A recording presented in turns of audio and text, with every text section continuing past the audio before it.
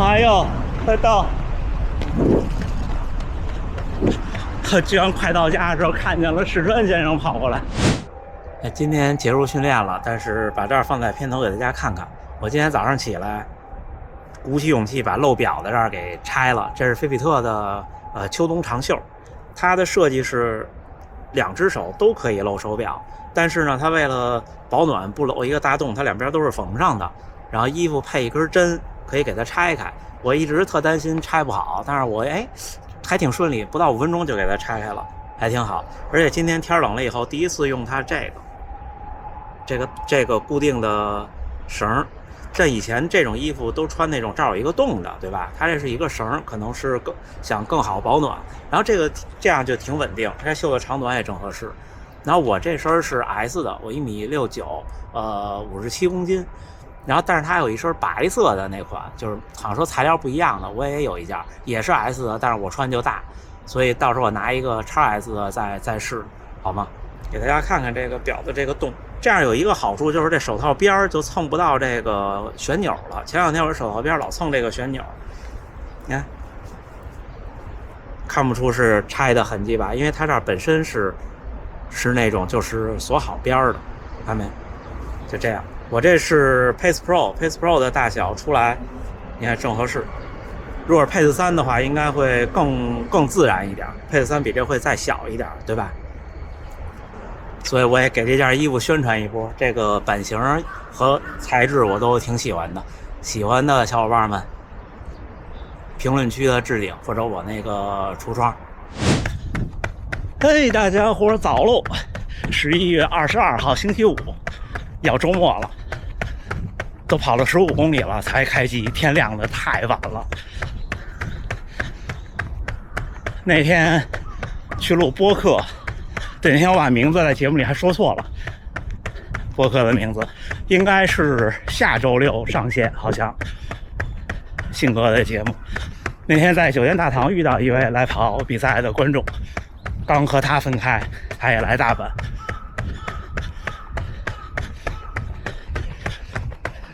今天大阪城有好几位看着特专业的跑者。今天咱们聊什么呢？我看好多小伙伴的弹幕和评论。今天就跟大家聊聊日本的马拉松。看这几位，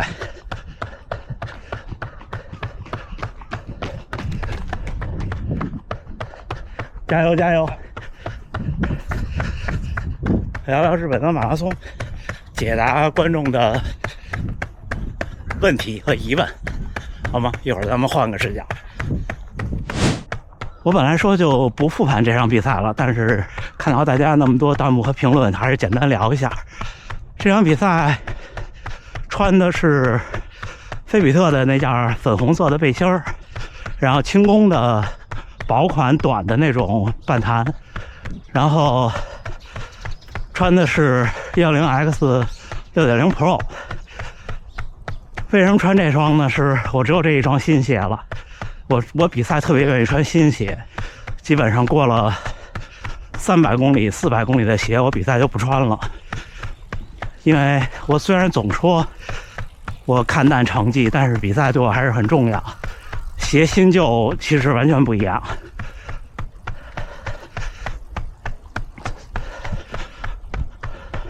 所以又下单了惊叹3。到时候下一场比赛穿，等什么时候看能拿到吧。然后之后比赛中基本没有失误，只有一个失误，就是20公里的时候我的体感还好，但是呢我没有吃电解质。我这次的补给策略是起跑前一个咖啡因的能量胶，一包电解质的那种溶液，然后带了4粒麦盛的那个盐丸。本来计划的是10、20、30这三个点，先补3个，然后30多的时候再补1个，然后10的时候正常补1个，20的时候我没补，我给忘了，因为当时正好是家属在那儿拍摄。说完话，然后我又开机拍摄，然后碰见那个跑一步就啊一声的那兄弟，我就给忘了。想起来的时候已经28公里了。28公里为什么想起来了呢？因为有一个轻微的感觉要抽筋儿的感觉，然后赶紧拿2粒，然后给嚼了，有缓解。像那个高温你觉得要抽筋儿，基本上就都是电解质流失比较严重，这是唯一的一个失误，其他的就是看天了。然后日本这边的比赛是这样的，首先怎么查询比赛和报名？如果您有目标比赛的名称的话，直接去官网，所有的比赛这边几乎都有官网，然后就有报名的信息。然后呢，要想看到所有的比赛，在这边是有一个网站叫做 RunNet， 就是 RUNNET。然后这个 RunNet 呢是给在日本境内生活的人，是日本的。然后它还有一个 RunNet Global， 你就这样搜索就行了，就能看到所有在日本的比赛。推荐的赛事就是，比方说东京、大阪、神户、名古屋这些，就是跟其他国家一样，大城市的比赛比较推荐。但是像东京马拉松，几乎现在是很难中签的。退而求其次，大阪的中签率就会高很多，而且大阪的赛道我认为是个高速赛道。如果您是来旅游想跑马拉松，那就推荐那种不抽签的。像日本这边的比赛，有的比赛是对所有人都不抽签，先到先得。比方说像奈良，像大阪的半马。然后有的比赛呢是对外国人不抽签，比方说不是外国人，是通过海外渠道报名不抽签。比方说神户，所以神户来了好多中国的小伙伴，因为这边的比赛报名确定名额都比较早，比较容易安排行程。然后下一个就是好多小伙伴说，为什么他们都把后面布别后头啊？是日本的习惯吗？不是这样的。有小伙伴也说，那没有照片了呀？不是这样的，是在日本，不管你是日本人还是外国人，你持有长期签证的人，就是你在这儿有地址，那么你就可以在日本的陆联登陆。所谓陆联就是你可以理解为田协，他们的田径叫做，就是翻译就是中文的字叫做陆上竞技。你在陆联可以登记，每年年初是登记的时间，交会费5000日元，好像是1年，你就可以在，比方像我是在大阪陆上竞技会，就是大阪田协登记，成为登记运动员。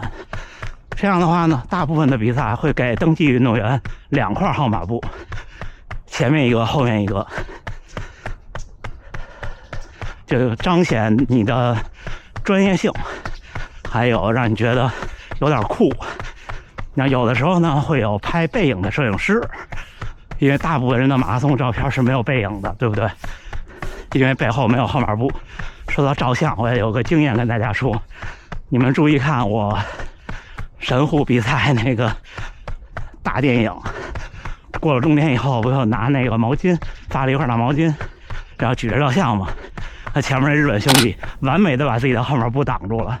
我说那些照完以后怎么给他呀？所以大家一定要注意，这成绩不可能是第一次参赛，估计是给热懵了，高兴坏了。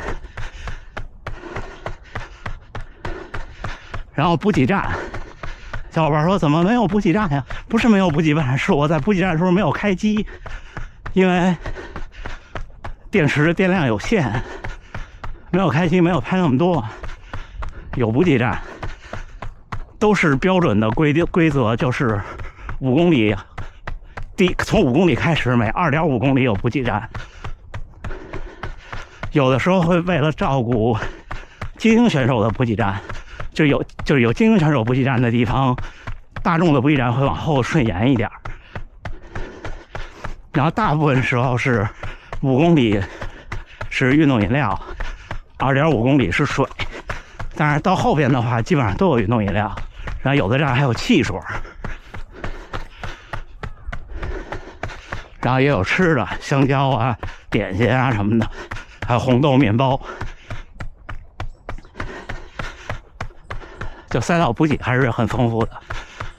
然后呢，补给站这边的补给站做的，我觉得比大多数国家的马拉松都好。这边补给站的志愿者特别的热情和勤劳。你看，有时候出去比赛，不管是国内的还是欧美的，你补给站都是一片狼藉，对吧？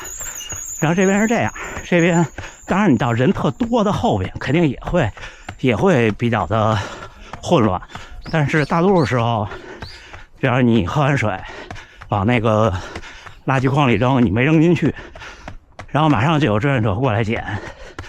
他一开始捡得过来，后边可能也捡不过来了。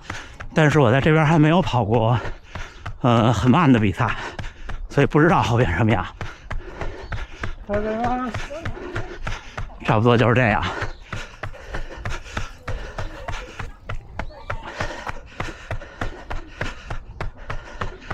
然后就是起跑分区，您如果报名这边的比赛，大部分比赛会问你要你的最好成绩和你的预估成绩，你就认真填，大部分都会按这个来。但是呢，要慎重，你不能瞎填。你看我们这个神户，起跑就3分，就起跑了几百米就3分40了，起跑就是4分。如果慢的人在快的区起跑很危险的。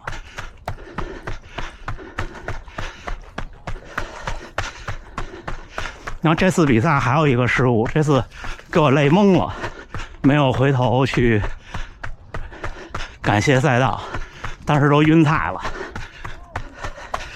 确实是累懵了。像其他的赛道礼仪啊什么的都一样，然后有的赛道礼仪，如果您跑得特快的选手，可以更多注意一下，比方说您如果戴墨镜，冲线的时候把墨镜摘掉，或者反戴，这些就没了。啊，对，这边比赛不光是跟国内不一样，跟欧美也特别不一样的就是卫生间。这边的比赛在起跑的等候区是没有卫生间的。你不像说，你看北马，在这个不管是 A 区、B 区，在这等候区里有卫生间，对吧？然后像你纽约什么的也是有卫生间，这边没有。然后呢，这边呢还有个问题，还有2个问题伴随这一个，就是第一个是它叫整列时间，就是你要去到起跑区的时间，一般情况下都是起跑前15分钟到半个小时，我见过最多的一个是45分钟，说你就得去，然后就不能再进出了，那就憋着，想上厕所就憋着，这是第一。第二是这边，我看弹幕也有人说起跑的时候和等候的时候没有人往前挤，这确实是没有往前挤，导致呢，你想把厕所上好，那你就只能在你这分区的后边，这个没有办法。然后这个是起跑，然后赛道中的补给呢，虽然是没有明确的规定。我看日出看到吗？哇，好漂亮啊！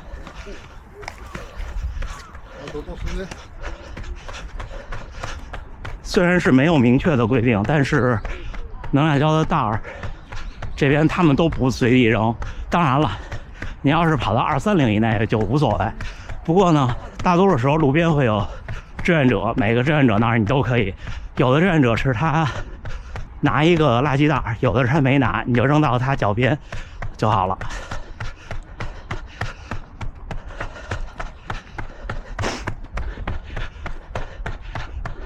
这就是关于我知道的日本马拉松的种种经验、规则、技巧和区别。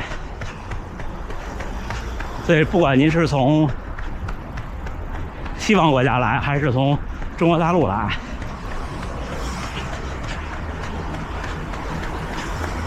因为我只了解这两个地方，跟这边的马拉松的逻辑有的地方还是不一样的。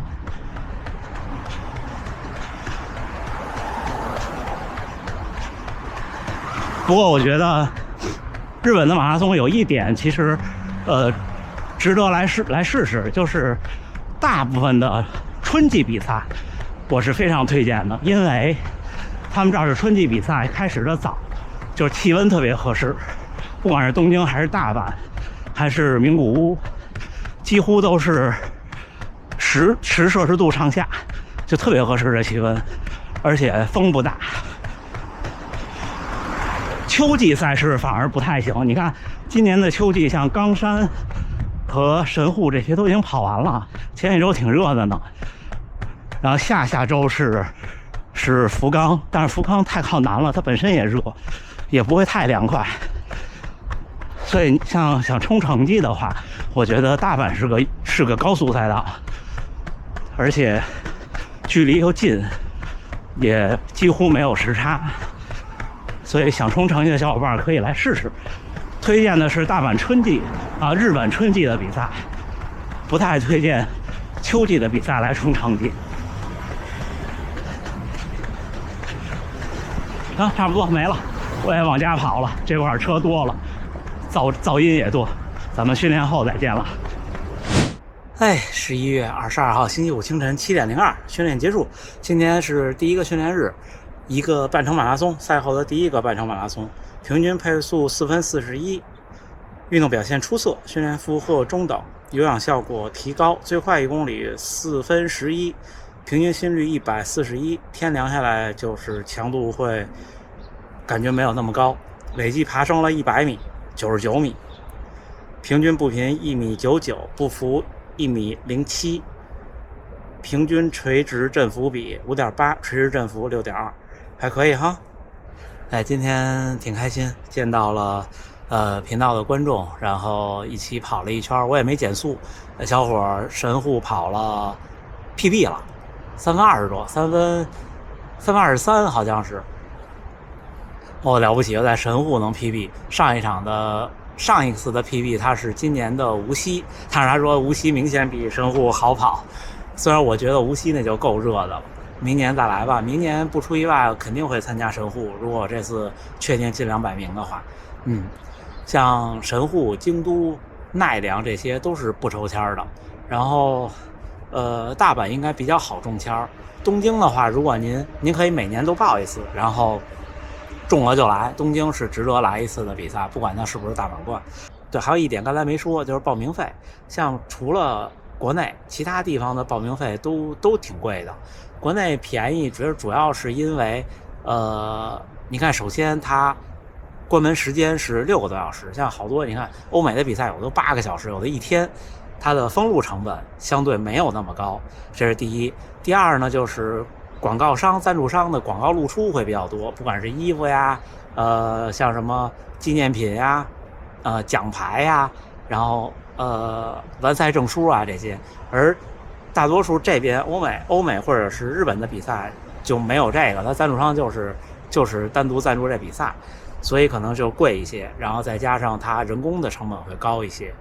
日本这边的比赛最便宜的那种小地方的比赛，比方说电川河马拉松，大概就是8000日元，400人民币。